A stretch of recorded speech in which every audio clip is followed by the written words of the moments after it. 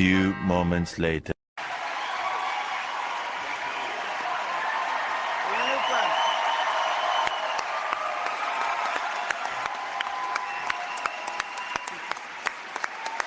Wow, such a big welcome. Thank you. Thank you.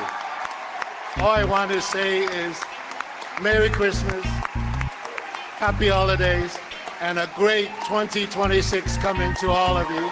Thank you, and enjoy the party tonight. And when somebody tells you who they are, you should believe them. Well, the latest addition to Mark Carney's caucus, Michael Ma. When we come back, we'll explain what's going on here. You're watching Stand on Guard. I'm your host, David Krayden, broadcasting live from Ottawa. Back in mere moments.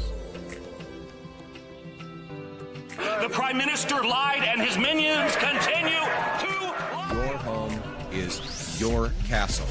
We're calling on the government to introduce and immediately pass the Stand on Guard law.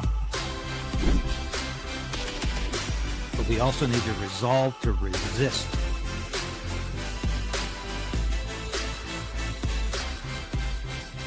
Okay. We'll do it live. Okay. We'll do it live. I'll write it and we'll do it live. Before we get into the meat of the broadcast, I wanted to remind you all, please subscribe to this broadcast. We broadcast every day, 7 days a week on YouTube, Facebook, X, and Rumble.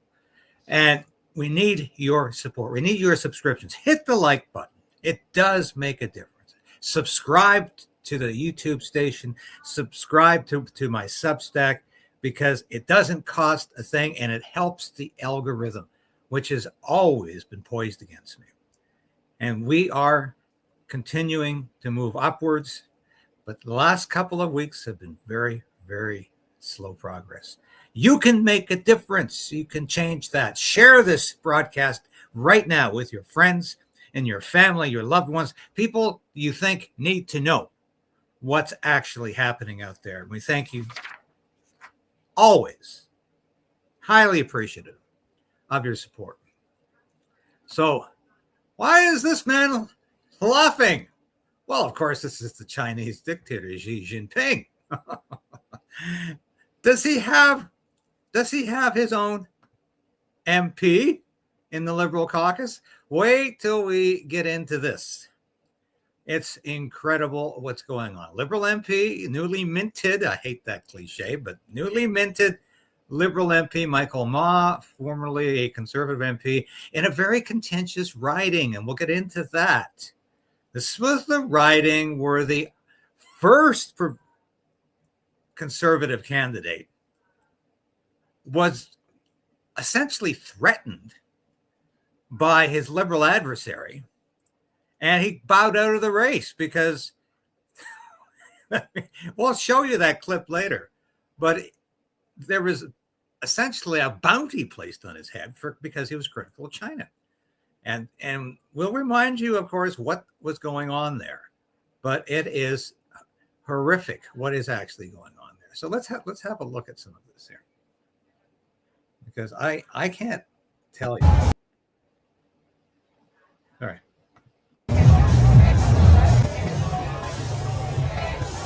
Yeah. Few moments later.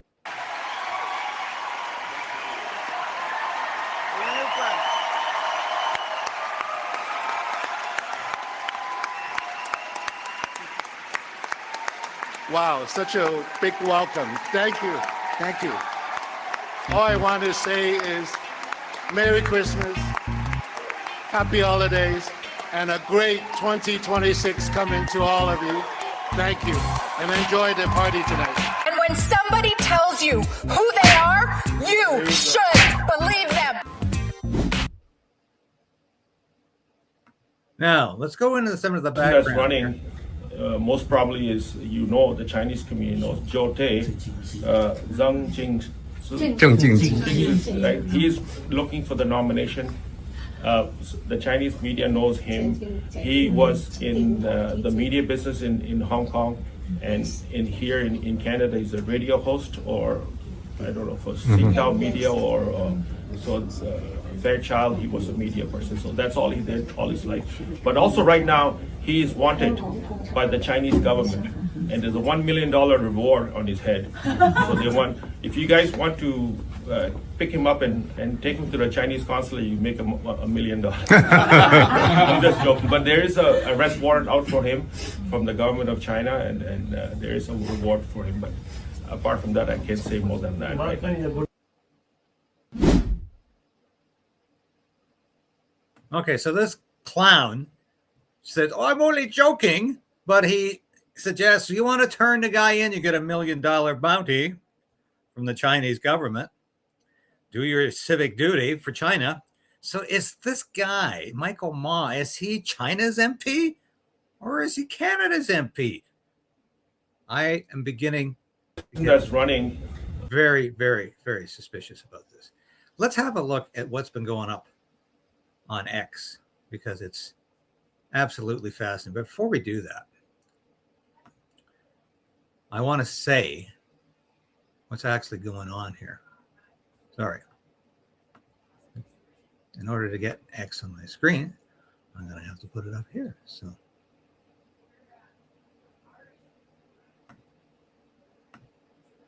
there we go. Sorry about that. Little delay here and sharing my screen.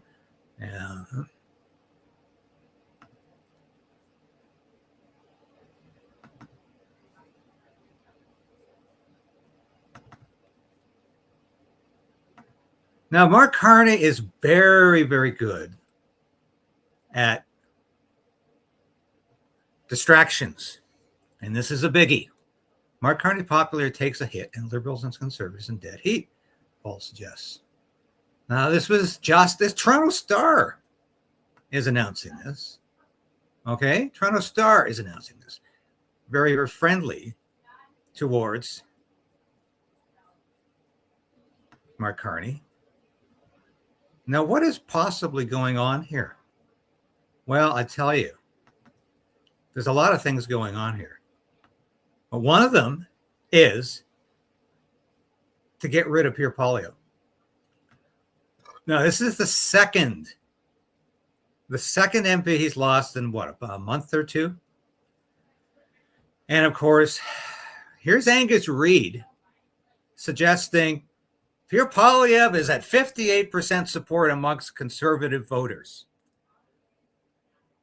That doesn't mean he's going to get only 58% at the leadership review in January, but a month from now. But watch and wait for the pundits who will say Pierre Poilievre can't possibly stay on as leader of the Conservative Party with 58% support. You remember, just look at other leadership contests in the past or leadership reviews.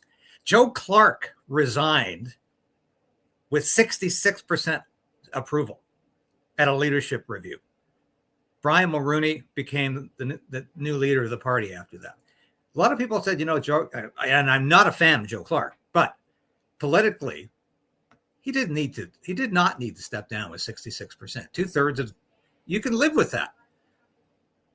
People are going to be saying, though, look at Poilievre has dropped 10 percentage points since August among CPC voters, 68 to 58%.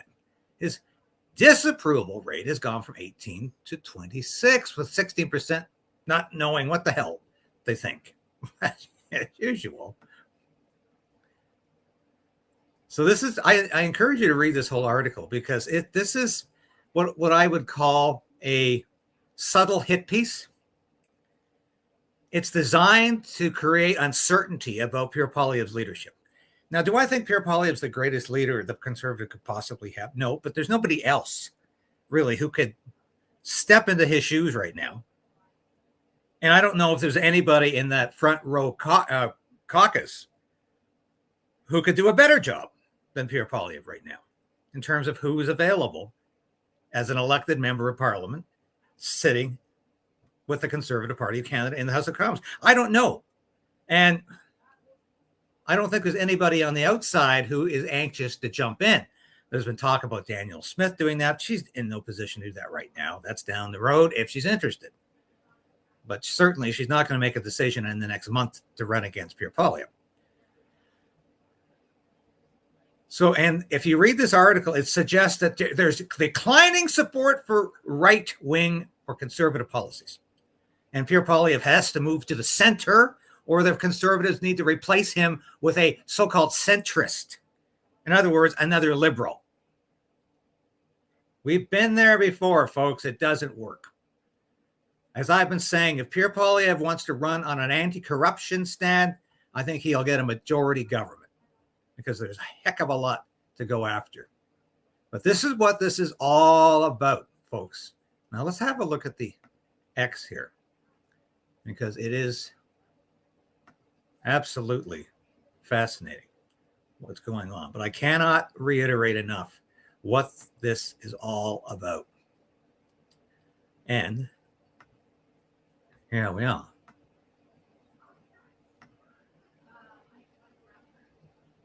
Yeah, Liberal candidate Paul Chang withdraws from race. You remember this?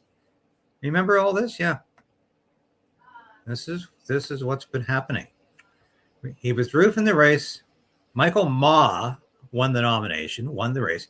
But apparently Michael Ma was talking about what?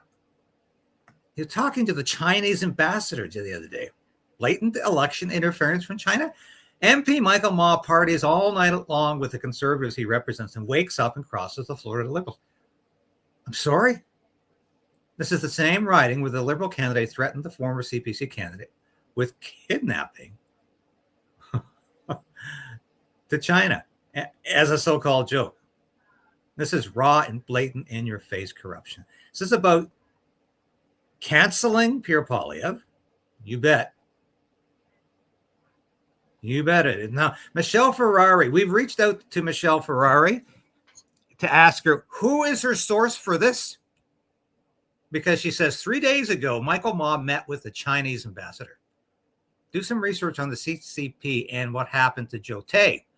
Last week, Ma stood in the House of Commons and berated Mark Carney and said he and the Liberals are responsible for the affordability and food bank crisis.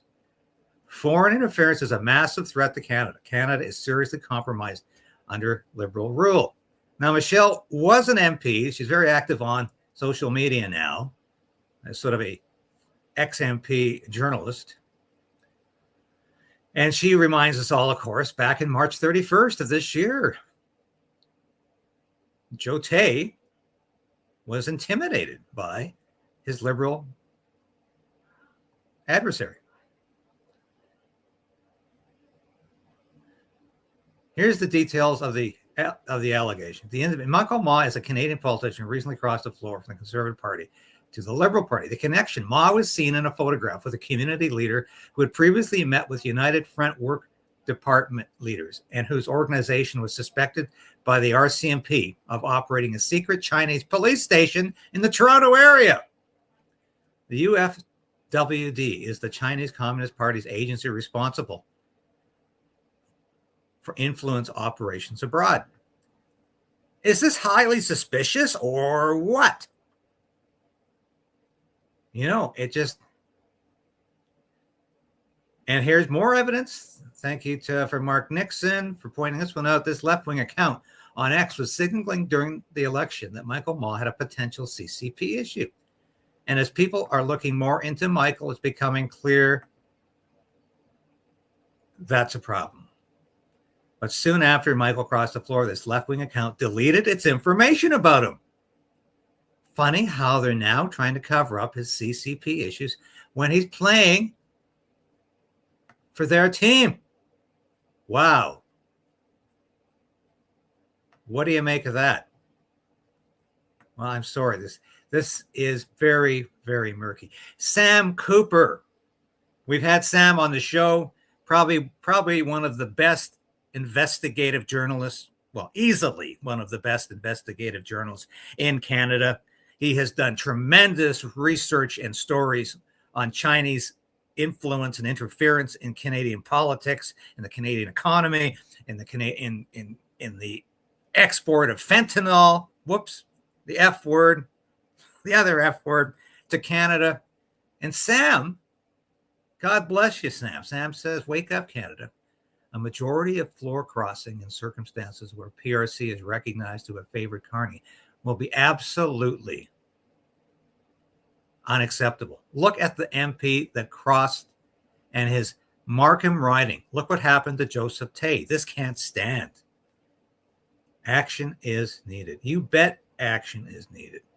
This is the riding Michael Ma won, the one where Paul Chiang dropped out after suggesting a conservative be kidnapped for a bounty in China. 3 days later, he also met with the Chinese ambassador. He just crossed the floor. I think this is China's MP, not Canada's.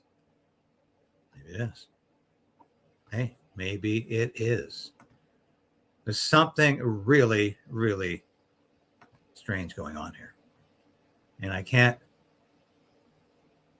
it's twofold. I think it's, once again, we know Mark Carney has deep ties to China. We know when he was still like the financial advisor to Prime Minister Justin Trudeau at the Prime Minister's office, he went to China, went to Beijing, and negotiated a loan for Brookfield while he was there in China. Mark Carney has said repeatedly that China should replace the United States as the economic engine of the world. The Chinese yuan, their currency, should replace the US dollar as the global currency. Mark Carney has a China problem. So I encourage you to go look at this.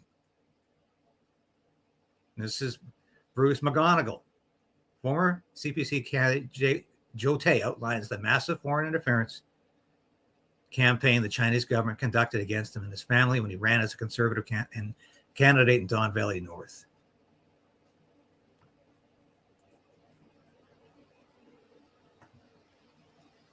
Remember, folks, Election Canada and CSIS officially declared that foreign interference was not a factor in the 2025 Canadian federal election. I posted 2 videos earlier today of the CSIS representative stating such. Does this sound like foreign interference was a non-factor in our election? Clearly, Joe Tay faced unthinkable levels of CCP intimidation, and so did the diaspora community. If we ignore this, then our democracy is finished. The CCP will only be emboldened to do this at every level of government. The very liberals who claim Canada won't be the 51st state are allowing China to capture our democracy while denying people in China their right to vote. It is a national suicide to allow this to continue. That is why it's so alarming that this has been all but dismissed by Elections Canada and CSIS. It is very alarming. It is very alarming. Now, we know there was a report. Remember that report that never received any follow-up?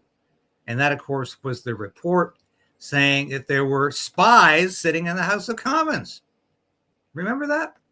And, of course, Justin Trudeau sort of dismissed the whole thing and said they're all conservatives. And, yeah.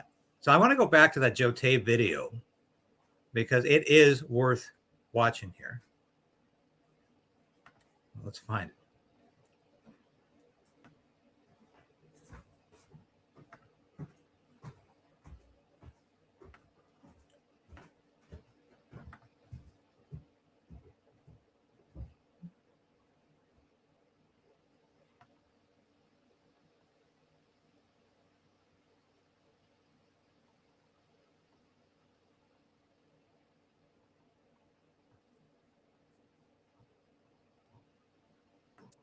My name is Joe Tay, a Canadian citizen, former singer-actor in Hong Kong, and the Federal Conservative Party candidate for Don Valley North from last election. I'm here to give my first-hand evidence of foreign election interference. Presently, there are 300,000 Canadians who chose to build their careers like myself between Canada and Hong Kong. Transnational repression is real, highly sophisticated, coordinated, and totally destructive aim to silence voices, end careers, and erase people from their public life. For over 30 years in media, I'm blessed to become a household name within my community worldwide. Until 2019, when I openly supported the pro-democracy movement in Hong Kong, my career was abruptly terminated. I was told to stop speaking out or never work again. And days before the national security law of Hong Kong came into effect, I returned to Canada, yet the repression followed me and my family here. During my 2024 campaign, I faced non-stop foreign election interference. Number one, coordinated disinformation during election. Canada's Security and Intelligence Threats to Election Task Force identified a coordinated foreign operation targeting Don Valley North across Chinese social media platforms and Facebook, aimed to curb any positive coverage and amplifying made-up negative news of me, painting me as a fugitive to voters.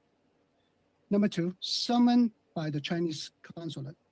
During my nomination, a venue owner who hosted a birthday party, and I was invited among many guests, was summoned twice after the party by the Chinese consulate for allowing me on the premises.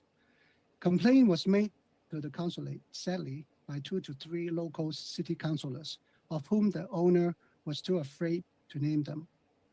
Number three, my bounty encouraged by a sitting MP. The most dangerous incident of all was when Mr. Paul Chang, a former Liberal MP, was sworn to protect Canadians, openly ignored Canada's clear position and condemnation statement by Foreign Affairs issued within 24 hours after my bounty, and allowed me to cite part of the statement. The attempt by Hong Kong authorities to conduct transnational repression abroad, including issuing threats, intimidation, and coercion against Canadians and those in Canada, will not be tolerated. Yet, Mr. Paul Chang knowingly went on to organize a selective press conference attended by mainly Chinese consulate-friendly reporters, suggesting me that anyone who handed me to Chinese consulate could claim the $1 million bounty, expecting the press to make it more public. That puts me and my family in harm's way. And Paul making himself an instrument of CCP interference on the election. And to me, in my opinion, what's worse, it was the leader of the party then, of his party. Now our Prime Minister defended him and make excuse for Paul for CCP position statement. Number four, harassment of my extended family. Hong Kong authorities interrogated and pressured my extended family in Hong Kong to make me a burden of my own relatives.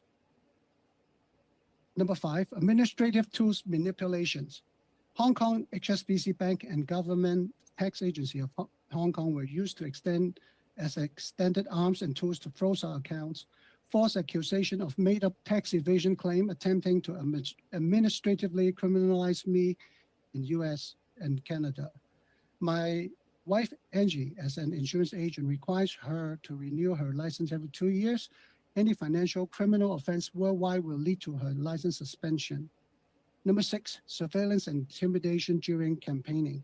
Volunteers and I were followed, photographed, and our home being monitored by a strange vehicle were reported instantly to the local police and RCMP.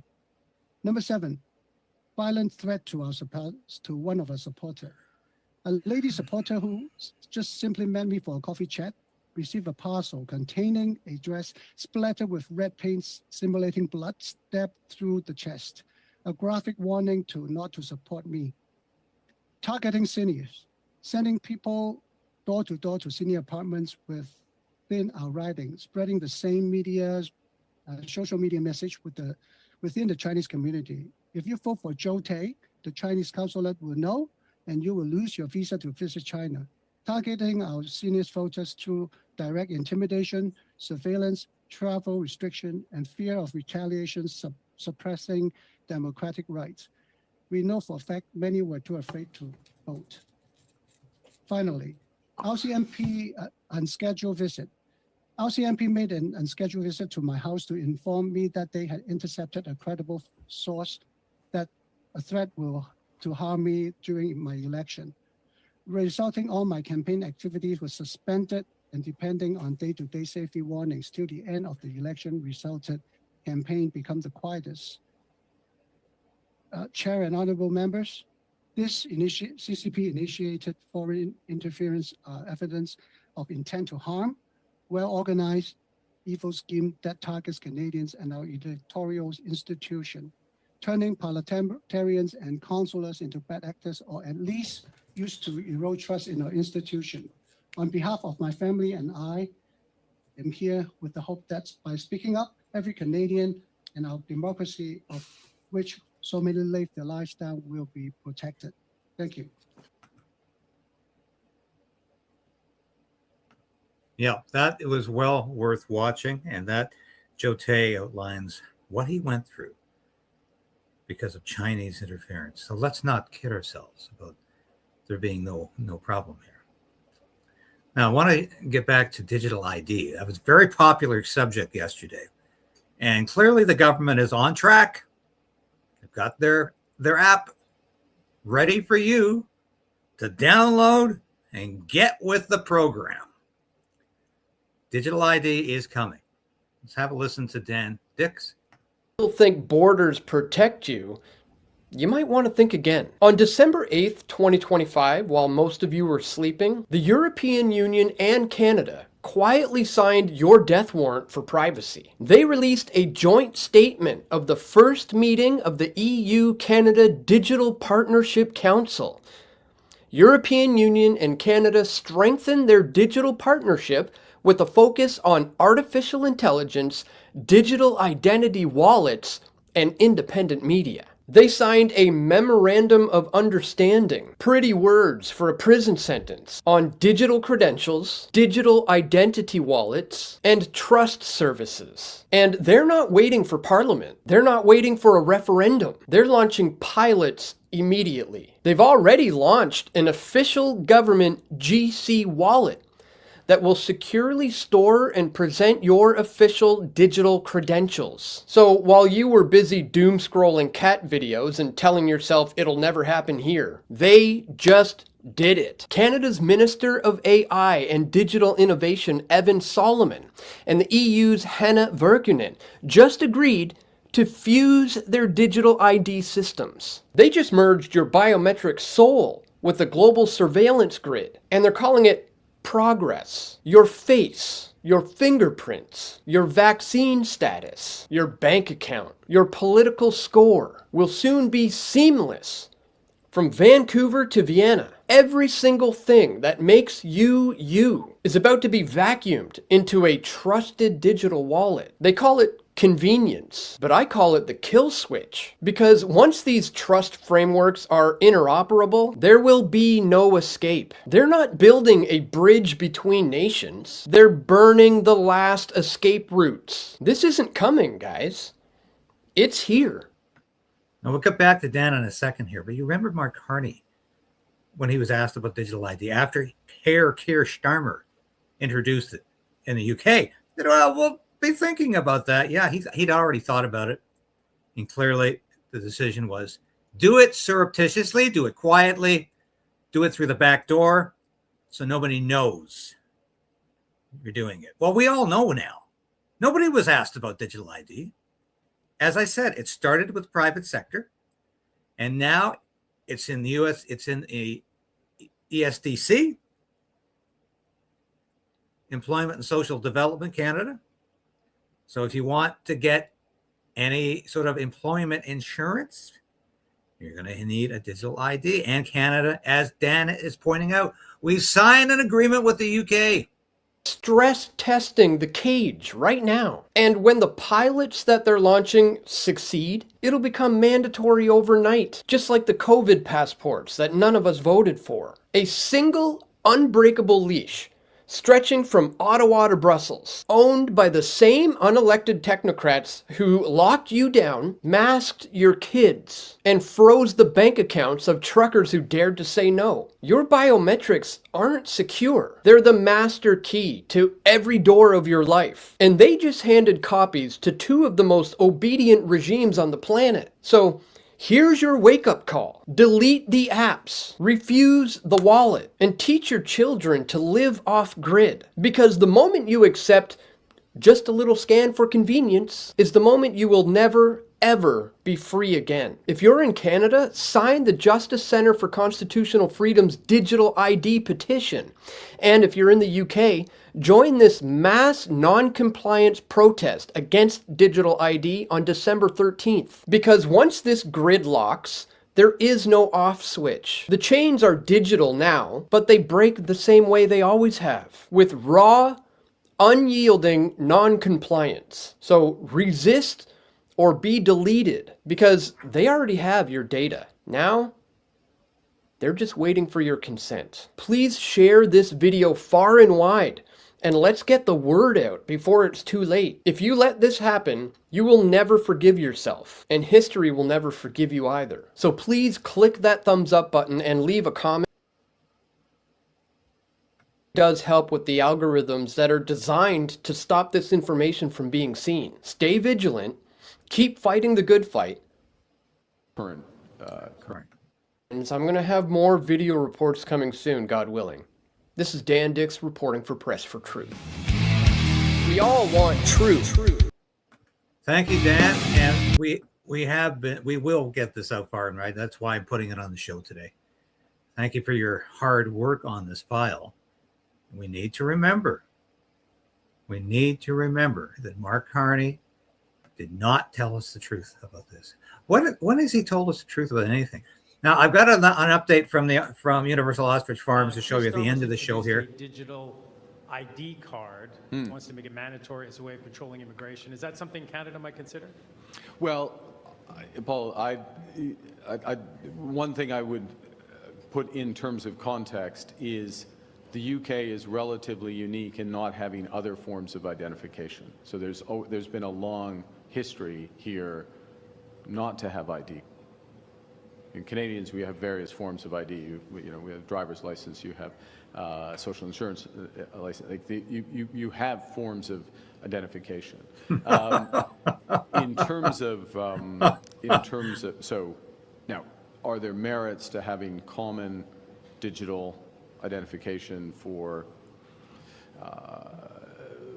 government services, for you say immigration, also for financial services, portability, other aspects? There may be. We don't. Few moments later.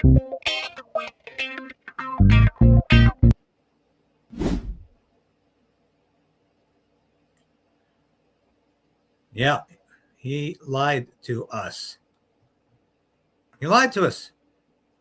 Clearly, he was planning this. You think it just happened? It was an afterthought and champagne the budget? No, they buried it in the budget.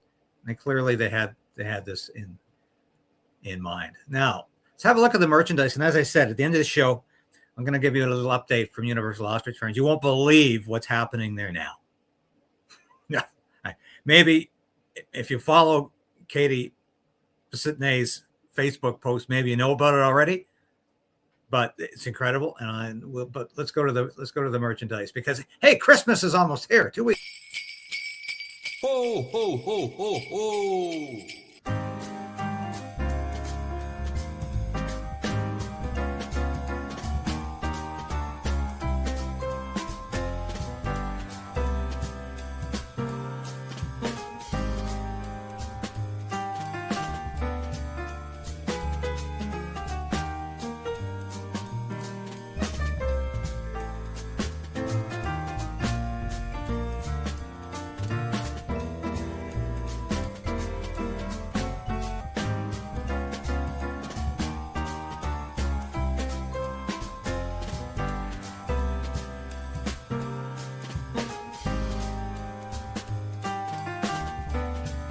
Who cares?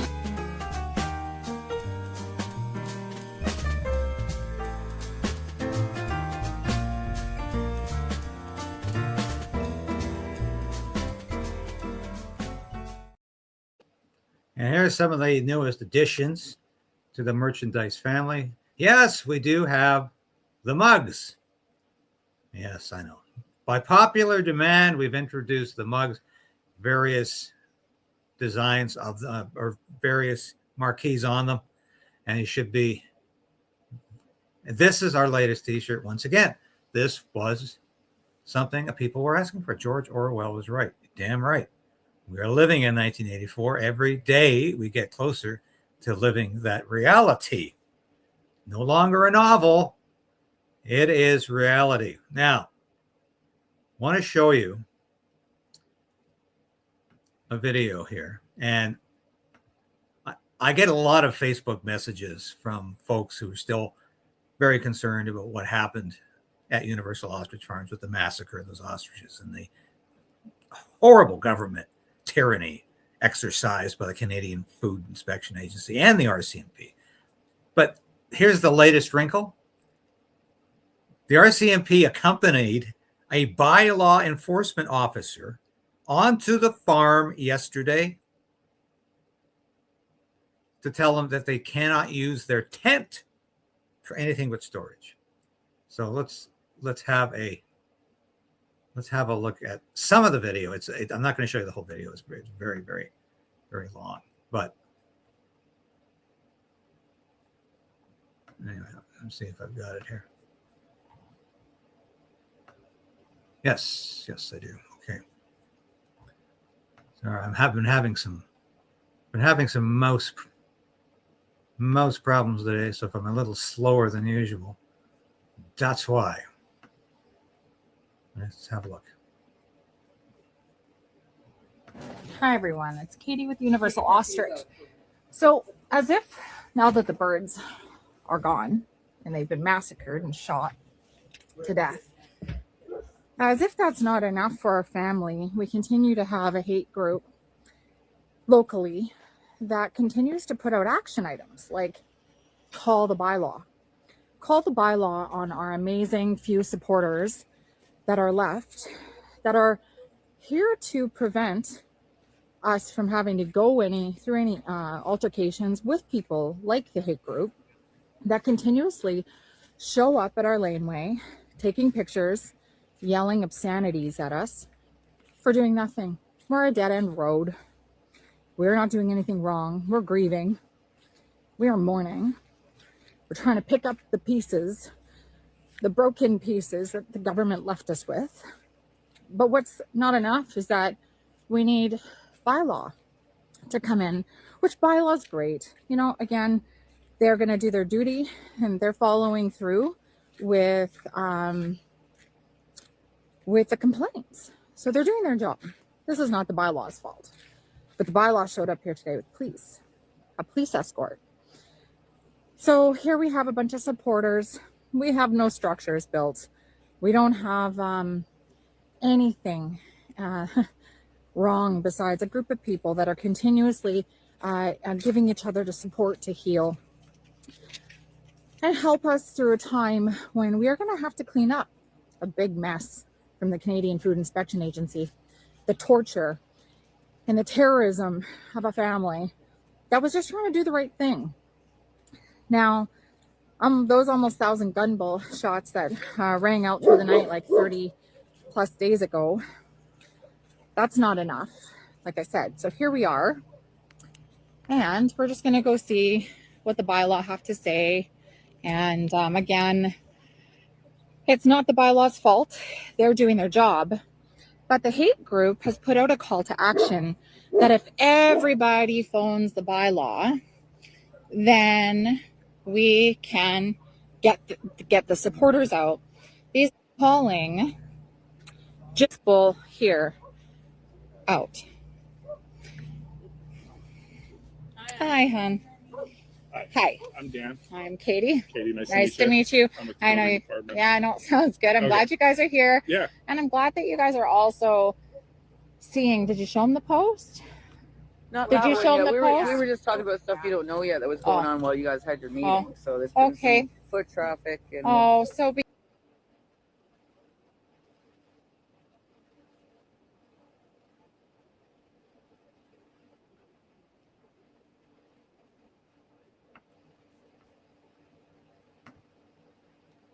So this farm is still under quarantine. They can't touch any of this horrendous mess that the CFI and the RCMP left there. So what do? Well, let's harass them a bit more. Let's bring the bylaw enforcement officer. I don't know. Katie keeps calling him the bylaw. No, he's the bylaw enforcement officer. and to say, shut your tent down. People cannot go in your tent to eat or commune. It can only be used for storage because it's dangerous. So they want every opportunity to stop it. Well, I've heard through some of the people who are working on Katie's behalf that Environment Canada can overrule the CFIA. And there's a good case to make for that. And that's where I think Katie and her mom need to go next with this, so they get this quarantine lifted so they can clean this place up. It looks like a war zone. You've seen the pictures. Nothing's changed. It's like it's frozen in time since the CFIA did its incompetent so-called cleanup. And all they did, of course, it wasn't a cleanup. It was a mess up. They literally just threw everything around to make it as miserable as possible and to make it as difficult to clean up. And then they stuck a quarantine on it because, oh yeah, those ostriches might have had avian flu. Wouldn't test them, couldn't prove it, didn't want to, but it was a toxic area. So it's still under quarantine. We need Environment Canada to lift that quarantine so this family can get this place cleaned up. And all of, they've still got, I think, about 20 supporters on the site who can help out. And I'm sure they'd be quite happy to do some labor for the farm. They have been with that farm for the last 12 months, some of them, literally. And I think they would be quite happy to lend a hand to clean the place up. But it is absolutely unacceptable for the federal government to continue to keep that farm under quarantine. And that needs to be overruled. And this is absolute stupidity. But where else are you going to find this kind of stupidity except Canada? And they need to find a way out of this. I can't believe there's no snow there yet. I mean, I'm looking out my window here outside Ottawa, and there is lots of snow. There's snow all through Alberta. There's snow in parts of, but that's a fairly high elevation from, and yet they haven't got any snow there yet. So it's not too late to lift the quarantine. They can get this done before the real snow starts to fly. And so this is what they need to work on. And as I said, I've put them in touch with a veterinarian. Well, actually, I don't mind telling you, it was one of the people on the show who was very, very happy to help them out with any liaison work that needs to be done. And I think this would be a great idea. So I think we've covered all the bases today. As I said, good news. Oh, yes. Good news. C9 will not go before the House of Commons before January, if the House comes back in January. It's stuck at committee. It will not go through third reading before the end of the fall session of Parliament. We still have some room to get this bill killed. Not just keeping the religious exemption in the bill. It's better than nothing, I suppose, but we need the bill to die. It is a toxic, dangerous, potentially catastrophic bill that is going to mean our free speech is over when combined with the reemergence of the Online Harms Act or Safety Act, whatever they're going to call that, which is coming too. In fact, I thought we would have seen it this week. I'm very, very surprised we haven't. But that's coming too. Thank you for watching today, folks. We'll be back again tomorrow with another show. I've been broadcasting to you live from Ottawa. This is David Krayden. Keep standing on guard and keep resolving to resist. Thank you.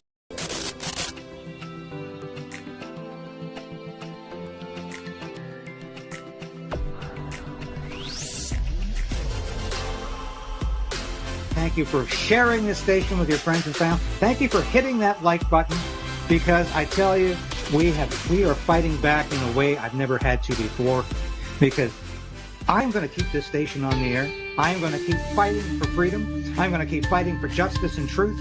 And I am damn determined to resist this Carney government in any way possible as it encroaches upon our individual freedom.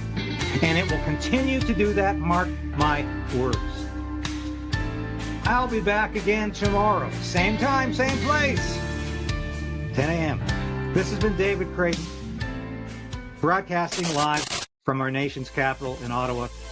Thank you for watching. We'll see you again tomorrow.